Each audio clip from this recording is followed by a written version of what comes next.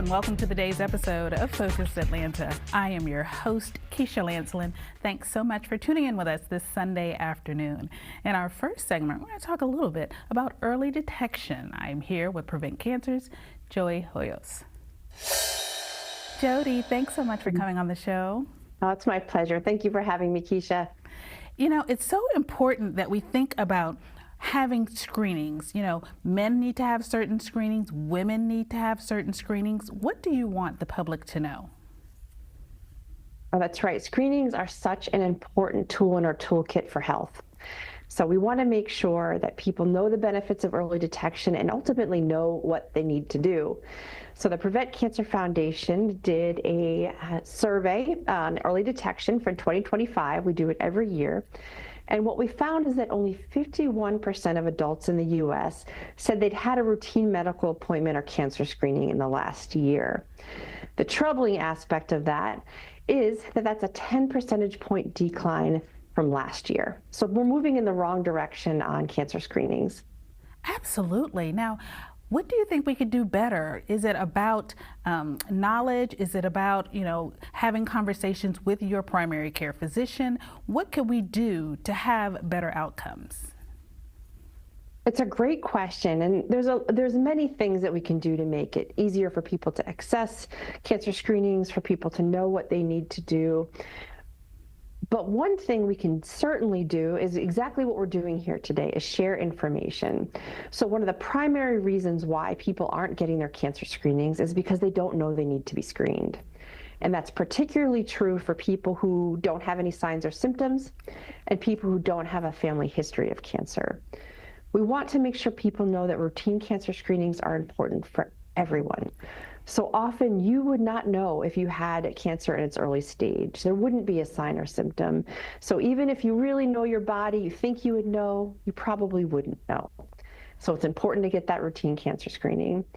And for people without a family history of cancer, very often cancers are diagnosed in people with no family history at all. So you want to make sure that you're going and getting your routine screening as well. And your good point about asking your provider, one of the challenges is many people don't have a primary care provider or someone that they're seeing regularly. So we want to make sure people can arm themselves with information and they can get what they need to know. We have a great information on our website at preventcancer.org where you can find out exactly what you need to do. Oh, that's fantastic information, because I think, again, you raise a fantastic point in terms of what we're used to doing, right? What we've typically seen in our families, what we've typically seen in friends and things that they have done or have not done. Sometimes we don't always put that into perspective for our own health care. We may see someone have a diagnosis and then we don't think that it could apply to us. So in terms of preparing ourselves and our family and friends, are there certain conversations we should be having? Oh, yes. Yes, I certainly encourage conversations. One of the good news statistics is that 73% of the people who took the survey said they would be more inclined to schedule a routine cancer screening if they knew the benefits of early detection. So that means when you're out there pestering your friends and family about cancer screenings, it's time for your colorectal cancer screening, it's time for your mammogram, or have you checked into what's appropriate for you, lung cancer screening if you have a smoking history. The benefits to that person are profound. So make sure and share your story. Make sure and tell people that they should be looking into cancer screening. So yes, tell friends and family. I love that. That has actually worked for me. That has actually been a starting point for me. Some girlfriend says, "Hey, have you had I just had my mammogram. Have you had yours?"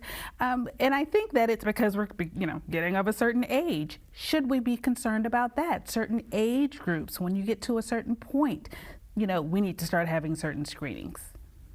That's exactly right.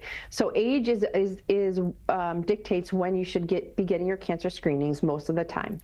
So that is true of people of average risk. So you'd look at the charts and you'd see them on our website and say, okay, it's time for this screening for me. people who have a family history or are at higher risk need to have conversations with their providers because they may need to start much younger. And we want to make sure that those conversations are happening too.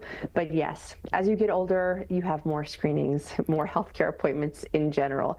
Does not make it easy to keep track of everything. Absolutely. Jody, thank you so much for making time for us today.